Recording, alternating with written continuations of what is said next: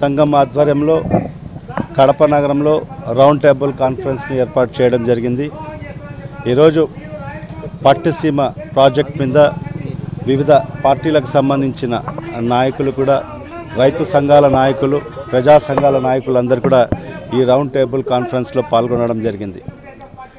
నిజంగా ఈరోజు మనం అందరూ కూడా తెలుసు, ఆంధ్ర రాష్ట్ర ప్రజలందరూ కూడా దశాబ్దాల కల అయిన పోలవరం ప్రాజెక్ట్, అలాంటి ఒక బృహత్తరమైన ప్రాజెక్ట్ని ఆనాడు ఆ మహానేత దివంగత ముఖ్యమంత్రి డాక్టర్ వైఎస్ రాజశేఖర రెడ్డి గారు ప్రారంభించడం జరిగింది. నిజంగా ఆయన మరణాంతరం ఆ ప్రాజెక్ట్ అంతా కూడా మూలన పెట్టేయడం జరిగింది. ఈరోజు అధికారంలో ఉండే తెలుగుదేశం ప్రభుత్వం, ముఖ్యమంత్రి చంద్రబాబు నాయుడు గారు ఆ పోలవరం ప్రాజెక్ట్ని పక్కన పెట్టేసి ఈరోజు ఆగమేఘాల మీద పట్టిసీమ ఎత్తిపోతల ప్రాజెక్టును ఈరోజు తెరపైకి తీసుకురావడం జరిగింది. ఈరోజు పట్టిసీమ ప్రాజెక్ట్, ఎత్తిపోతల ప్రాజెక్ట్ ఈరోజు నిజంగా ఈరోజు వాళ్ళు తెలుగుదేశం పార్టీ నాయకులు, ముఖ్యమంత్రితో సహా ఈరోజు సవతి తల్లి ప్రేమ చూపిస్తూ ఈరోజు ఆంధ్ర రాష్ట్ర వ్యాప్తంగా మేము రాయలసీమ ప్రాంతానికి నీళ్ళు ఇవ్వాలనే ఒక ఉద్దేశంతో ఈ పట్టిసీమ ప్రాజెక్ట్ని ప్రారంభించడం జరుగుతుందని ఈరోజు కల్లిబొల్లి మాటలు చెప్పడం జరుగుతుంది. నిజంగా ఈ పట్టిసీమ ద్వారా రాయలసీమ ప్రాంతానికి మీరు నీరు ఇవ్వాలని మీరు ఆలోచన ఆ విధంగా ఉంటే నిజంగా మీరు జీవో విడుదల చేయడం జరిగింది. ఆ జీవోలో మీరు ఎక్కడ కూడా రాయలసీమ పేరు ప్రస్తావించిన దాఖలాలు లేవు.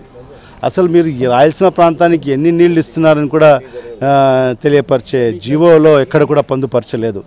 కేవలం రాయలసీమకు నీళ్లు ఇస్తామనే ఒక ఆలోచన. ఎందుకంటే ఇక్కడ ఉద్యమాలు మొదలవుతాయి, ఎందుకంటే పోలవరం ప్రాజెక్ట్ పక్కన పెట్టి ఈ పట్టిసీమ ప్రాజెక్ట్ని అకస్మాత్తుగా తీసుకుంటున్నారంటే రాయలసీమ ప్రాంతంలో ఉద్యమాలు మొదలు అవుతాయనే ఒక ఆలోచనతో ఈరోజు ఊరికే రాయలసీమ పేరు వాడుకొని ఈరోజు ఈ ప్రాజెక్ట్ని ముందుకు తీసుకువెళ్ళాలి. కేవలం ధనార్జన ఈరోజు దీంట్లో ఒక ప్రధానమైన ఉద్దేశంగా పెట్టుకొని ఈరోజు 1300 కోట్ల రూపాయలు మరియు 21.9% ఎక్సెస్ అంటే సుమారుగా 16,000 కోట్ల రూపాయలతో ఈరోజు పట్టిసీమ ఎత్తిపోతల పథకం, అది కూడా లిఫ్ట్ ఇరిగేషన్ ప్రాజెక్ట్. ఇది ఈరోజు రాజశేఖర రెడ్డి గారు సుమారుగా 4,200 కోట్ల రూపాయలతో పోలవరం ప్రాజెక్టు కుడి కాలువను నిర్మించడం జరిగింది. సుమారుగా 135 కిలోమీటర్లు కుడి కాలువను పూర్తి చేయడం జరిగింది. ఇంకా సుమారుగా 40 కిలోమీటర్లు మాత్రమే కుడి కాలువ ఉంది.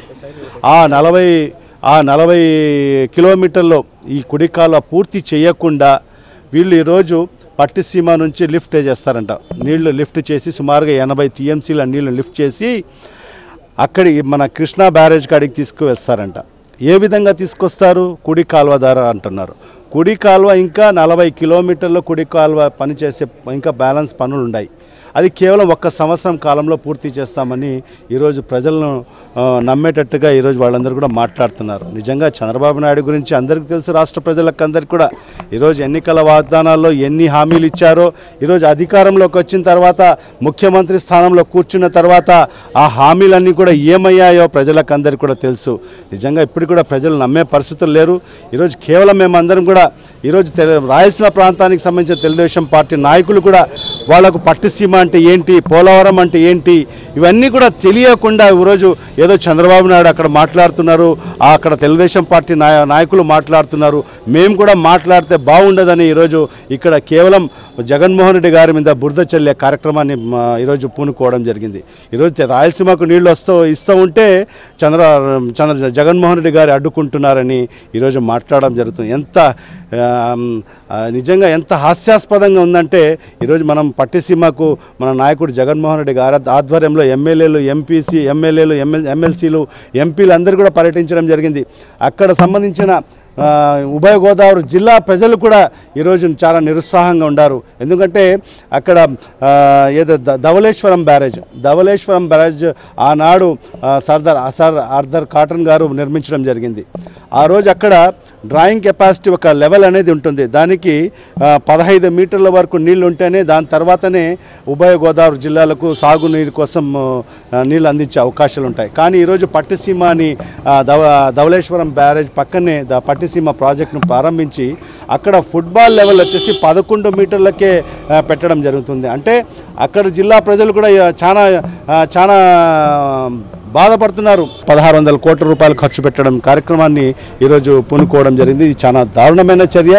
ఇప్పుడు ఈరోజు పట్టిసీమకు 1600 కోట్ల రూపాయలు కేటాయిస్తున్నారు. ఆ 1600 కోట్ల రూపాయలు పోతిరెడ్డిపాడు ప్రాజెక్ట్ని GNSSని ఖర్చు పెడితే రాయలసీమ ప్రాంతాన్ని ఏదైతే మన గండికోటకు 35 TMCల నీళ్లు నిల్వ ఉంచే కెపాసిటీ మనం తీసుకురాగలం. సుమారుగా 150 TMCల నీళ్లు మన రాయలసీమ ప్రాంతంలో నిల్వ ఉంచుకునే అవకాశాలు ఉన్నాయి. ఈ ప్రాజెక్ట్ని పూర్తి చేయకుండా కేవలం ధనార్జన ఈరోజు సుమారుగా 16.9 ఎక్సెస్ శాతంతో ఈరోజు సుమారుగా 300 కోట్ల రూపాయల ముడుపుల రూపంలో ఈరోజు తెలుగుదేశం పార్టీ నాయకులకు చేరడం జరిగింది.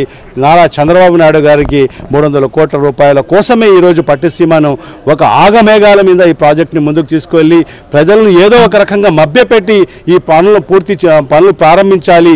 తర్వాత ఎన్ని సంవత్సరాలు పడుతుందో కూడా దేవునికి తెలుస్తుంది.